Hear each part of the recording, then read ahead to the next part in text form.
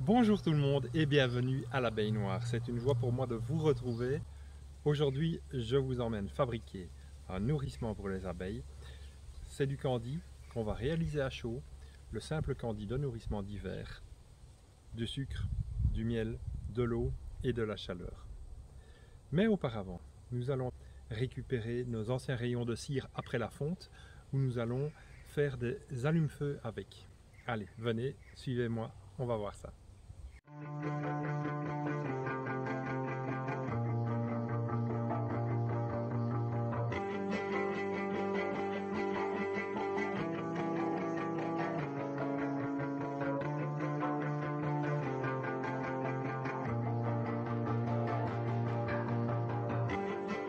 Tout pour permettre au vernis de sécher parce que les abeilles n'aiment pas ce goût-là. Je remplace la défaillante ou la placette parmi cellules. Alors non, les abeilles ici ne sont pas des noires. Vous voyez beaucoup d'annonces. Il n'y a presque rien. Et là,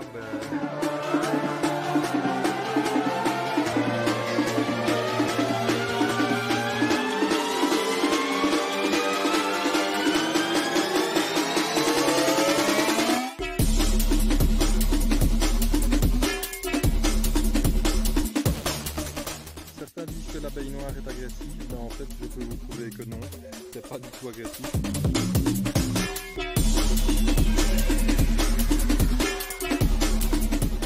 Ça va durer 24 heures et puis il y aura plus de noir.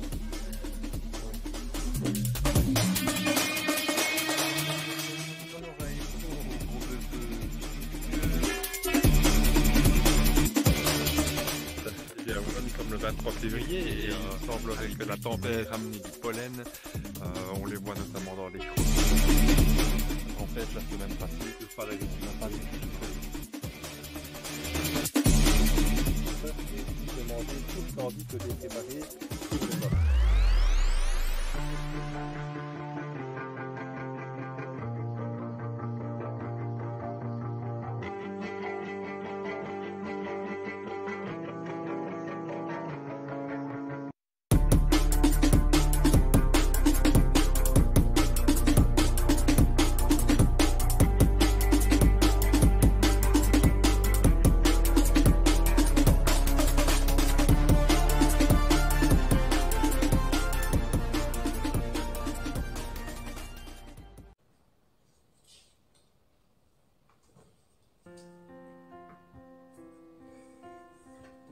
Bon, eh bien, je ne sais pas ce que vous en pensez, mais il fait frisquer dans les maisons. Alors, on fait attention, bien sûr, c'est la crise énergétique et nous devons diminuer le chauffage, mais malgré tout, il y a cet inconfort, malgré les couches, les pulls et les plaids qu'on peut avoir, cet inconfort qui fait que dans la maison, il fait un peu cru. Alors, ce que je vais faire, c'est allumer un feu de bois. J'ai la chance d'avoir une cassette dans le salon. Mais je ne vais pas l'allumer n'importe comment. Généralement, on achète des briquettes qui viennent du commerce, des machins plus ou moins malodorants qui sentent quand même vachement le pétrole. Moi, j'utilise les brèches de refonte qui m'ont servi à récupérer la cire des abeilles une fois que j'ai passé tout dans le sérificateur. Alors, généralement, quand on passe des cadres ou des rayons qui ont contenu du couvain, qu'est-ce qui reste? Des fibres, des cocons en fait, mais toujours suffisamment imbibés de cire que pour être facilement inflammables. Alors si ces brèches sont bien sèches et que vous les avez conservées à l'abri, vous pouvez vous en servir à tout moment pour allumer le feu, que ce soit à l'intérieur de la maison ou même à barbecue, ça va très très bien. Allez, je vais vous montrer, je vais allumer mon feu avec, vous allez voir, c'est impeccable, on ne veut plus de ces produits de magasin une fois qu'on a essayé les vieux rayons de cire. J'en connais beaucoup qui jettent ou qui brûlent carrément les vieilles brèches, ainsi que les rayons qui sortent de la ruche qu'ils de réforment. Je trouve ça vraiment dommage. Ils peuvent servir pour allumer votre feu à la place des allumes-feu traditionnels. C'est sans faille, c'est écologique et ça ne pollue pas du tout. La cire fondue étant un produit très inflammable, il suffit de pas grand chose pour allumer. Et les cocons font un peu mèche comme dans une bougie. Les cocons ici vont continuer à se consumer grâce à la cire qui reste tout autour et vont tenir suffisamment longtemps la flamme que pour allumer le feu et enflammer ces bûches. Ici, nous pouvons vraiment dire que nous sommes dans un concept zéro déchet. Ces vieilles brèches qui auraient fini à la poubelle ou simplement auraient été brûlées dans un grand feu, ici servent. De plus, nous allons éviter d'acheter des allumes-feu dans le commerce qui sont issus de produits pétroliers et qui polluent. D'ailleurs, je ne voudrais pas utiliser ça pour allumer mon barbecue. Regardez le résultat avec ce petit bout de cire comme j'ai allumé les bûches. Là maintenant, je me retrouve avec un feu d'enfer.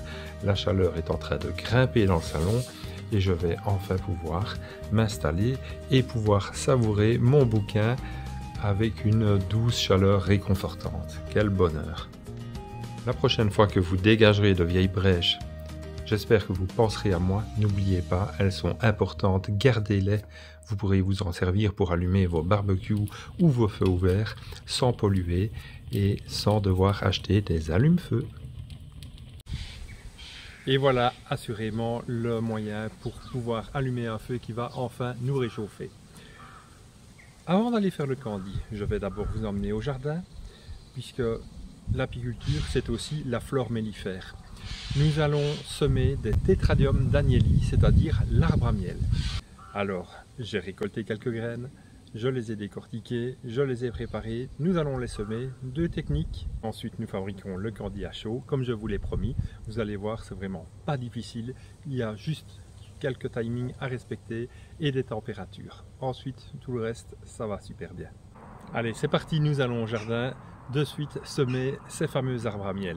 Si vous appréciez la chaîne, n'oubliez pas de vous abonner pour être tenu au courant à chaque fois qu'il y a des nouveautés qui vont paraître.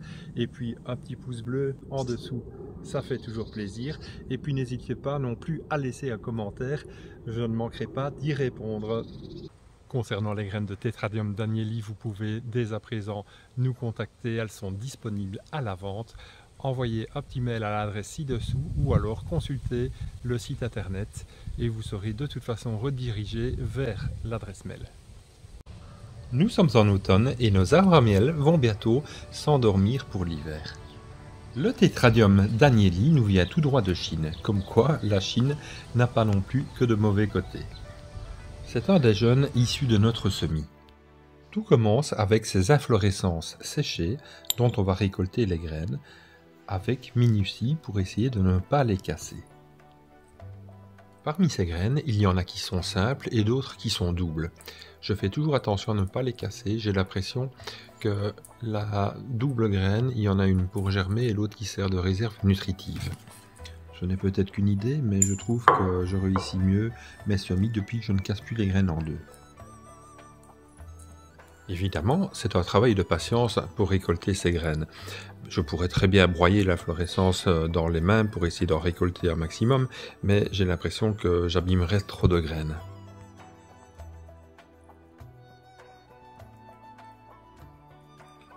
Il y a toujours quelques graines rebelles qui sautent à droite et à gauche. Là, je vais les récupérer pour ne pas qu'elles s'éparpillent partout.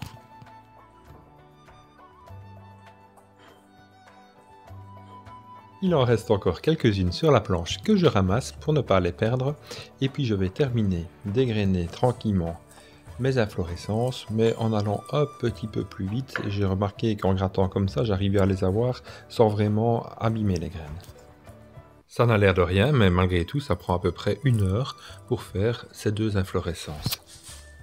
Bon, le travail se termine, nous allons pouvoir aller semer ces graines. Nous voici sur la terrasse et j'ai préparé un grand bac dans lequel j'ai mis du terreau.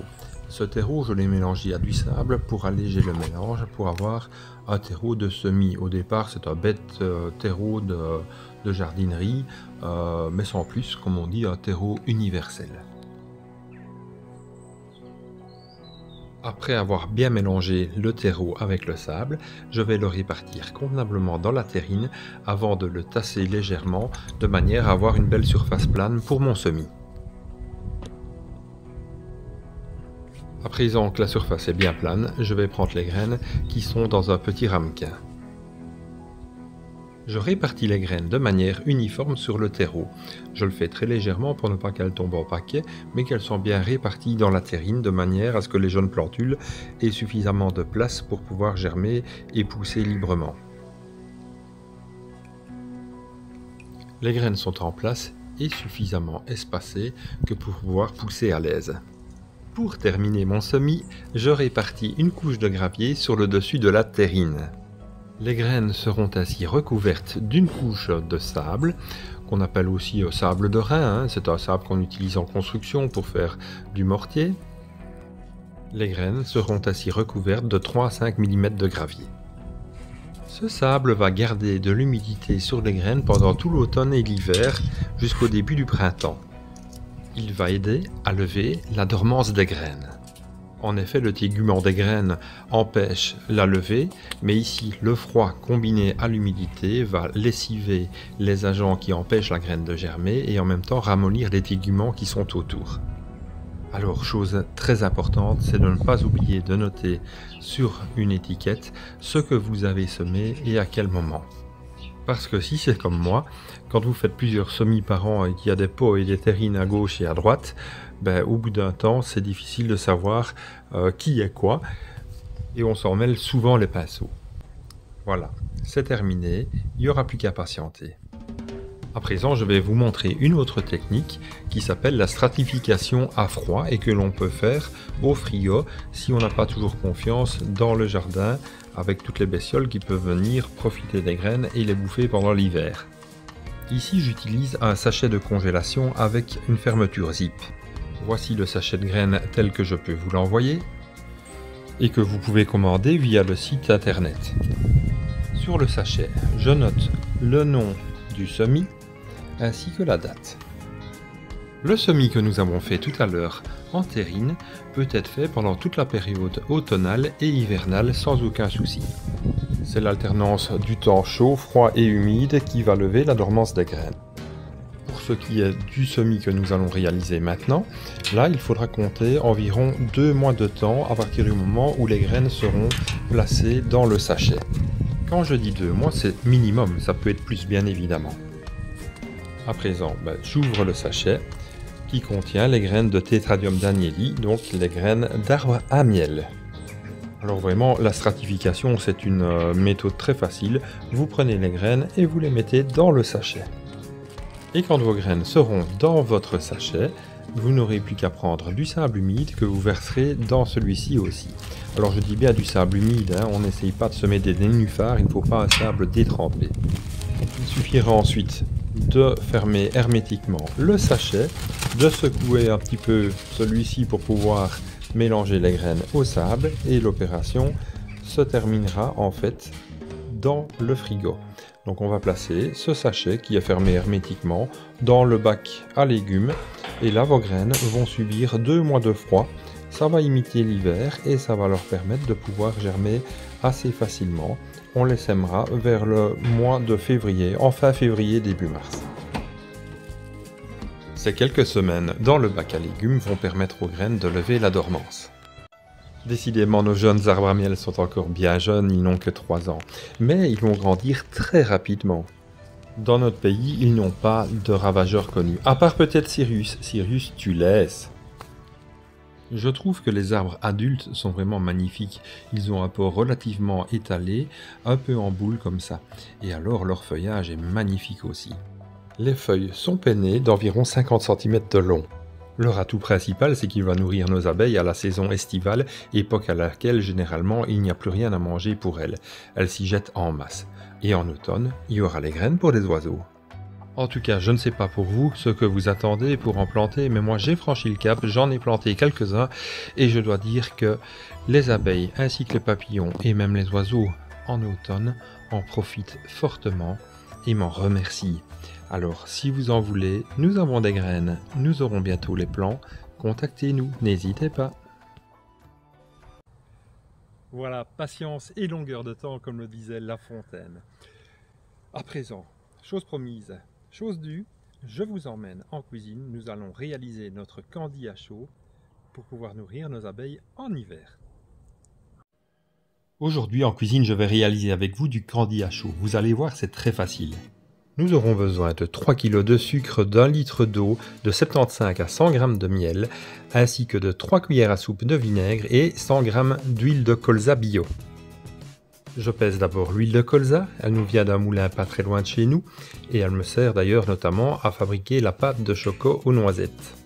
Pour la plupart du temps absente des candies du commerce, elle apporte pourtant les acides gras essentiels aux abeilles.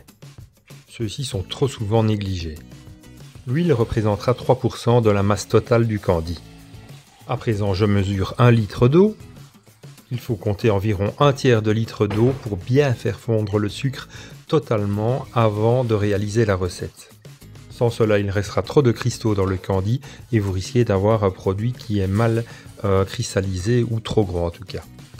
Quand le sucre cristallise trop vite en refroidissant, le terme employé en cuisine ou en pâtisserie, c'est masser. Le sucre masse, donc il cristallise.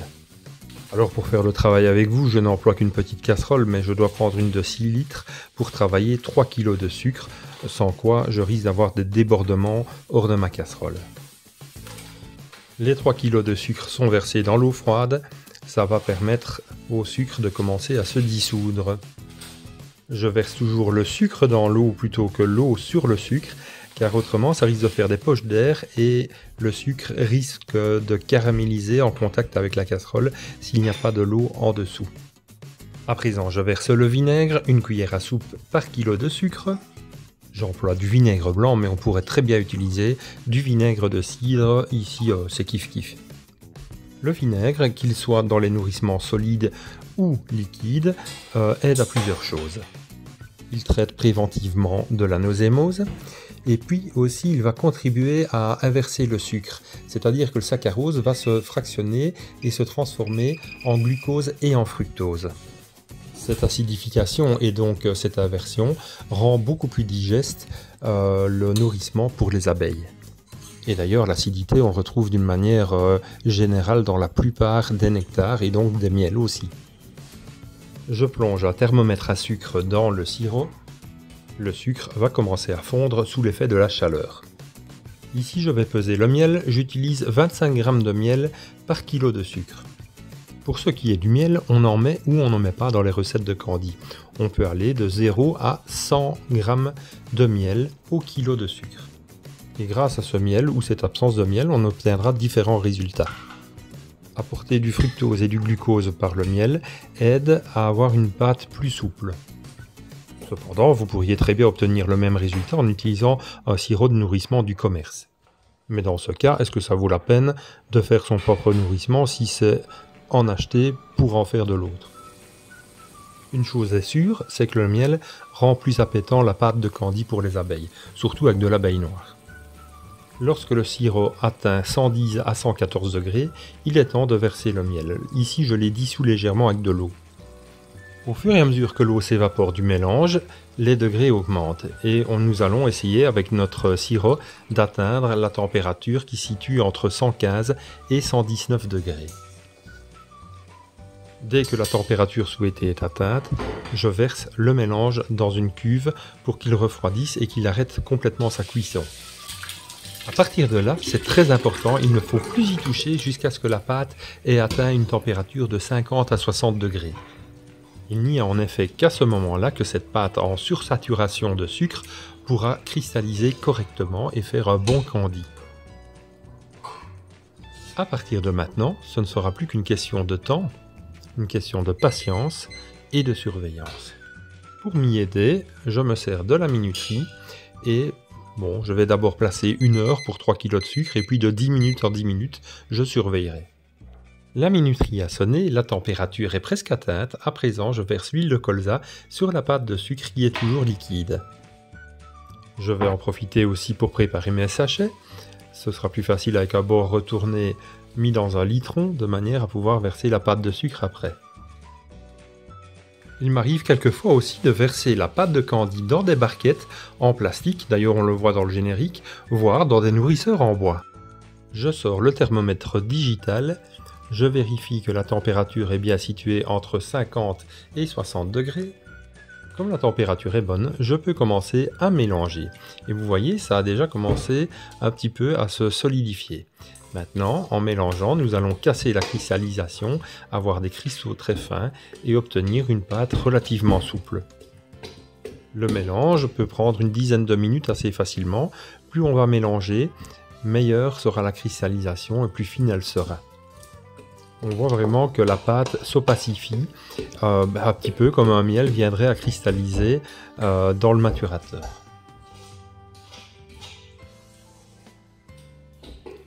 Après une dizaine de minutes de mélange, j'obtiens la bonne consistance et là maintenant je vais pouvoir verser la pâte dans mes sachets. Dans chaque sachet, je vais verser environ 1,1 kg de pâte de candy.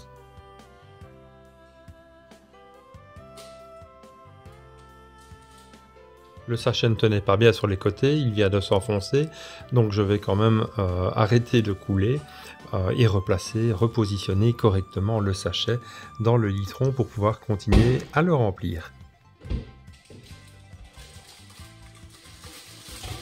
Une fois qu'on verse la pâte, on n'attend pas trop longtemps. Soit la pâte va prendre très rapidement, ou alors elle prendra plus de temps, mais enfin on a intérêt quand même à ne pas traîner de trop. Voilà, ici mes sachets sont terminés, je n'ai plus qu'à leur faire prendre la forme avant de les souder et le travail est terminé. Je me retrouve avec 3 sacs de candy prêts à utiliser, à placer sur le dessus des cadres dans les ruches. Donc la recette que nous venons de faire ensemble, c'est pour préparer du candy de nourrissement hivernal pour les abeilles.